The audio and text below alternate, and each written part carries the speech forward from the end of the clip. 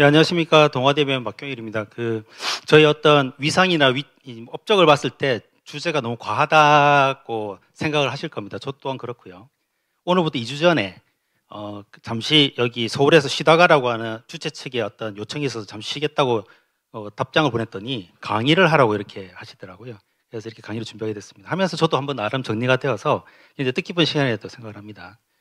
그래서 제가 오늘 말씀드릴 레프트 메인 디지즈에서의 최근의 어떤 경향과 저는 어떻게 하는지에 대해서 뭐랄까 대가의 어떤 느낌은 아니지만 이게 뭐 이렇게 같은 동료로서 저 사람이 어떻게 하는지 궁금증을 가지고 봐주시면 좋을 것 같습니다.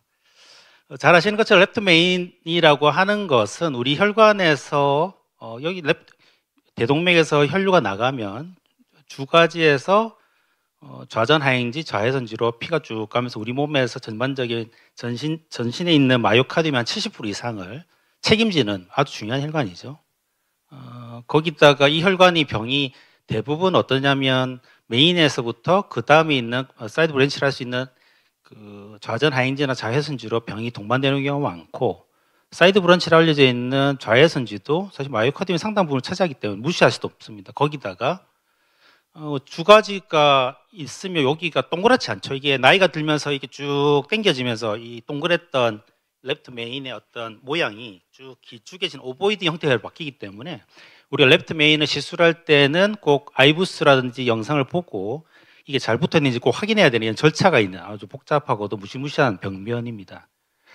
이제 우리가 언스테이블 환자에 오셨던 환자인데 64세 남자하고 NG를 찍었더니만 이렇게 레프트 메인 오스티움 쪽에 병변이 있습니다. 이렇게 되면 사실은 딴 데 가지를 따로 먹지는 않기 때문에 그럼 어떻게 할 거냐? 환자한테 쭉 설명하고 고르를 할 거냐? 환자가 ACS니까 급성 상황이니까 사실은 이렇게까지는 안 하더라도 내 마음에 이걸 바이패스를 할 거냐, 인터벤션을 할 거냐 할 수가 있죠. 근데 환자가 어쨌든 온고잉 페인이 있고 한다면은 바이패스보다는 빨리 해결하는 것이 나을 수가 있겠습니다. 그러면 이런 병은 어떨까 하는 것이죠. 환자가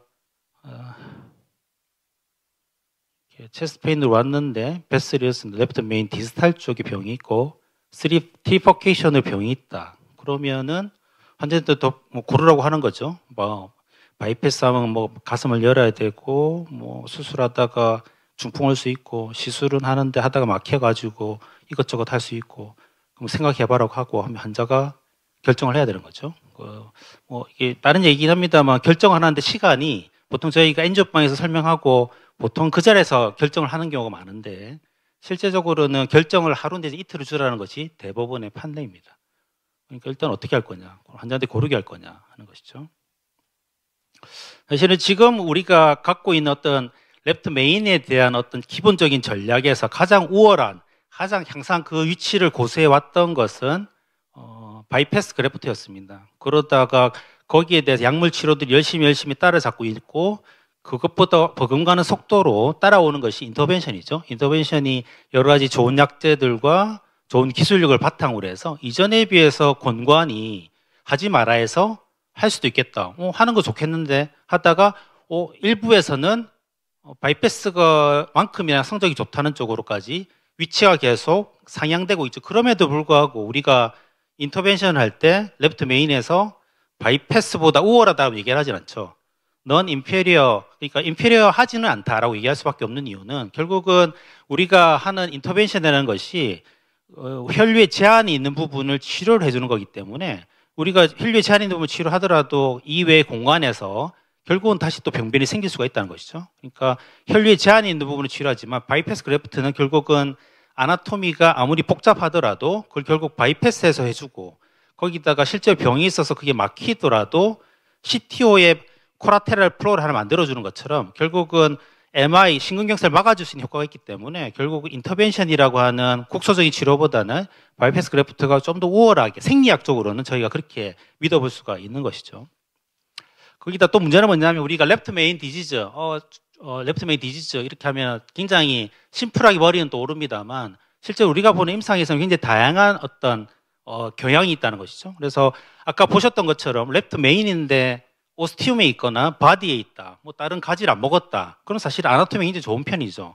그러나 그것이 뭐 바이퍼케이션이든 트리퍼케이션이거나 아니면 또 다른 뱃을 먹고 있거나 할 수가 있는 것이고, 또 혈관들이 칼슘이 심하거나 여러 가지 있을 수가 있고, 환자가 또 상태가 당뇨가 있거나 이젝션 프랙션이 안 좋거나 한 이런 여러 가지 팩터들이 있는데, 실제로 우리가 랩트 메인에 대해서 연구를 했던 노블 연구나 엑셀 연구나 이런 것들이 다 어떠냐면 결국은 아나토미가 괜찮고 괜찮은 환자들 모집한 거죠. 그래서 잘 아시는 것처럼 엑셀 연구가 신텍스 스코어가 32점 미만인 환자들, 그리고 노블 연구도 거기서는 신텍스 스코어를 이용하지 않았습니다만 기본적으로 랩트 메인이 있는데 다른 데를 물고 있는 혈관들, 복잡병변은 제외를 시켰던 거기 때문에 비교적 우리가 볼 때는 아나토미가 괜찮은 환자들이 모인 거죠. 그러니까 우리가 알고 있는 랩트 메인에 대한 어떤 인터벤션이 바이패스보다 밀리지 않는다고 하는 것은 상당히 좋은 아나토미와 상당히 좋은 환자군들에 속하는 것이고, 그 외에 있는 부분은 사실 저희가 알아서 하는 것이죠. 결국 그러면 그 알아서 하는 부분을 우리가 이후에 연구해서 해결할 수 있느냐? 우리가 그 환자가 헤모다이나믹하게 뭐 바이탈이 안 좋은데 그런 환자를 사실 연구에 등록시키기가 어려울 것이고, 결국은 환자가 우리가 적어도 한 뭐 3년, 5년, 길게는 10년까지 데이터도 있으니까 환자를 쭉 끌고 가려면 기본적으로 환자가 그 정도까지 살 수 있는 어떤 기대 여명이 있어야 되는데, 이미 환자가 너무 많이 병들어서 못 버텨내거나 하는 여러 가지 다양한 질환들이 있다거나 하면 결국은 등록하기 어렵죠. 나이가 너무 많아도 마찬가지 같은 이유로 그렇기 때문에 사실은 이런 우리가 소위 말하는 환자 상태가 안 좋은 것들에 대한 팩터들을 우리가 랩트 메인 디지즈에서 증거를 확보하기는 상당히 오랜 기간 동안은 얻기는 어려울 거다라고 생각을 할 수 있습니다. 그러면 비교적 우리가 연구가 되었던 랩트 메인에서 연구되었던 랜덤 연구들이 대부분 세 가지죠. 엑셀, 노블, 프리컴뱃 연구입니다. 그래서 엑셀 연구는 1900명인데 인터벤션과 바이패스 비교해 보면 3년, 5년 아웃컴이 애니제임이 각각 실렸었습니다. 그래서 보시면 결국은 결론적으로는 엑셀 연구에서는 모탈리티 면에서 인터벤션이 좀 높긴 하지만 새로 생기는 심근경색이라든지 카디악 데스를 비교해보면 전반적으로는 소위 말해서 또이또이다, 비슷비슷하다라고 연구를 했었고, 노블 연구도 역시 1100명의 환자를 대상 5년을 추적 검사해 보니까 여기서는 노블 연구는 인터벤션보다는 바이패스가 어떤 전반적인 경향에 있어서는 이벤트를 상당히 좀 줄이더라. 그러니까 노블에서는 바이패스가 낫다. 프리컴뱃 연구에서는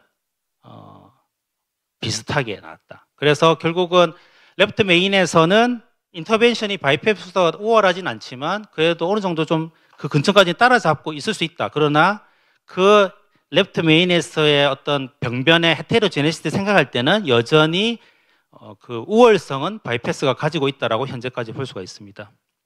그럼 이제 우리가 지금 코치 칩이니까 칩에서 보시면 어떨 거냐는 겁니다. 그래서 우리가 그 칩에서 이 연구는 뭐냐, 영국에서 그러면 환자에게 예후에 영향을 미치는 여러 가지 칩 팩터들이 있습니다. 그래서 나이가 너무 많거나 여성이거나 이젠 중풍이 여러 가지 요인들이 많은데, 여기서 분석을 해보니까 그나마 환자의 예후에 영향을 미치는 것들 점수를 냈습니다. 해봤더니만 그러한 점수가 높을수록 환자들이 확실히 예후가 안 좋더라는 것이죠. 거기에 들어간 항목들을 보면 여자 80세 이상 여성, 그리고 이전에 중풍, 심근경색 앓았거나 다리 혈관이 안 좋거나, 그리고 이젝션 프랙션이 안 좋거나 콩팥이 안 좋거나, 여기 하나가 있고 앤드 시술적으로는 랩트 메인을 하거나 3베스를 있거나 아니면은 양쪽 펑처에서 들어가거나 메카닉 서포트를 하거나 리전 랭스가 60m 이상이거나 로테이션 아스렉토미 하거나 이렇게 하면 이거 앤드 요거 하나가 있으면 그 환자는 칩 환자로서 많을수록 안 좋다라고 합니다. 근데 이제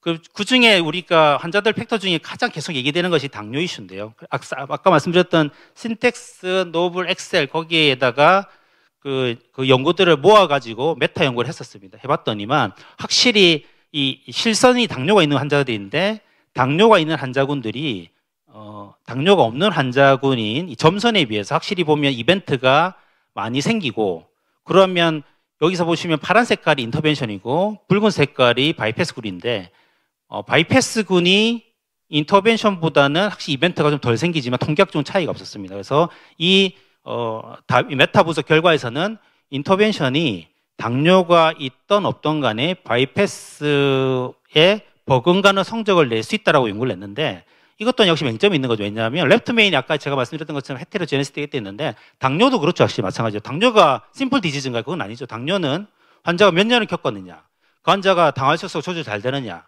인슐린을 맞느냐, 뭐 약으로 메포민을 먹느냐, SGLT2 이니비터를 먹느냐, 당뇨리는 합병증이 있는지 없느냐에 따라 굉장히 다양한 군의 어떤 헤테로제니스가 있기 때문에 이걸 그냥 뭉뚱그려서 당뇨가 있다 없다로 구분하기에는 이 환자들의 성격을 충분하게 반영하기가 어렵다라고 할 수 있습니다. 또 문제는 뭐냐면 우리가 이제 오직 코어치 칩이니까 칩에 대해서 우리가 컨셉은 갖고 있습니다. 칩이라는 것이 잘 아시는 것처럼 컴플렉스하고 하이리스크가 있는 인디케이트 되는 환자들 페이션트라고 본다면은 환자 팩트를 중요하게 보는 거죠. 그래서 그런 경우로 본다면 환자에게 반드시 어떤 위험 요인을 갖고 있고 거기에 복잡한 시술이 되면 그때 생각하는 정의는 컴플렉스하고 하이리스크가 있는 인디케이트 되는 페이션트지만 그렇게 안 하고 또 우리나라 아산이라든지 또 우리 또 성모에서 주도하고 있는 침 연구를 보면 거기서는 어떻게 하냐면 컴플렉스하고도 하이리스크지만 인디케이티드 프로시저거든요. 그러니까 환자 팩터가 있거나 아니면 리즌 팩터가 있으면 그 중에 하나만 걸리면 그럼 칩으로 보는 겁니다. 그러니까 우리가 기본적으로 컴플렉스하고 하이리스크라는 것은 기본적인 컨셉은 동의를 하지만 디테일에 들어가 보면 디테일의 정의가 각각 다 다른 거죠. 아까 제가 말씀드린 유럽, 영국에서 정의에서는 환자 팩터 앤드 프로시저 팩터도 있어야 된다고 하죠. 일본에서도 다릅니다. 일본에서는 아예 컴플렉스한 PCI가 있고 환자 팩터가 있고 이 환자의 심장 기능을 보고 다 있으면 데퍼닛 칩, 2개만 있으면 파시블 칩, 컴플렉스한 PCI만 하면 넌 칩으로 줍니다. 그러나 우리나라에서 하는 연구들은 시술 자체가 복잡해도 칩으로 들어간 거죠. 그렇게 우리가 이런 칩에 대한 어떤 개념들이나 정의들이 좀 더 하나로 통일이 좀 돼야 된다는 문제들이 있다는 겁니다. 그래서 칩 환자들에서는 그런 바이패스 그래프트 에피커시는 어떻느냐? 그 데이터가 없다는 것이죠. 인터벤션과 바이패스에 대한 데이터는 없어요. 물론 노블 연구나 엑셀 연구의 서브 분석에서 인터벤션과 바이패스를 비교했던 게 있지만 원래 목적이 그게 아니었고 실제로 서브 분석 결과도 차이는 없는 걸로 나왔습니다. 물론 이젝션 프랙션 떨어진 환자, 당뇨 환자에서 인터벤션과 메디카 세라피 혹은 바이패스와 메디카 세라피를 비교했던 연구에서는 둘 다 인터벤션이나 바이패스가 낫다고 나왔지만 둘 간에 있어서 1대1의 대결 구조는 없다는 것이죠. 그러면 어떻게 할 거냐 하는 겁니다. 실제로 우리가 아까 제가 앞서 말씀드렸던 것은 ACS 환자들이니까 우리가 ACS가 있는데 레프트 메인 디지즈가 있으면 그러면은 그럼 인터벤션 빨리 해야지라고 생각할 수 있지만 실제로 우리가 이게 뭐냐면 2,600명의 ACS 환자인데 ACS 환자인데 레프트 메인입니다. 그런데 이 환자들을 바로 그냥 수술방으로 보내는 경우랑 내가 어떻게 인터벤션 한다고 하다가 실패해가지고 바이패스를 보내는 경우랑 비교해보면 어쨌든 시간을 끌고 실패하면 환자들의 사망률이 늘어난다는 거죠. 그래서 ACS 심텀이 있다 하더라도 환자를 안정만 시키고 나서 바이패스 보내는 거 차라리 내가 중간에서 희직거리다가 환자를 좀 더 리바스큘레이션 할 수 있는 타임을 좀 더 늦춘다면 오히려 그게 환자들이 안 좋기 때문에 꼭 우리가 ACS라고 해서 내가 빨리 할 수 있다고 해서만이 답은 아닐 수가 있다는 겁니다.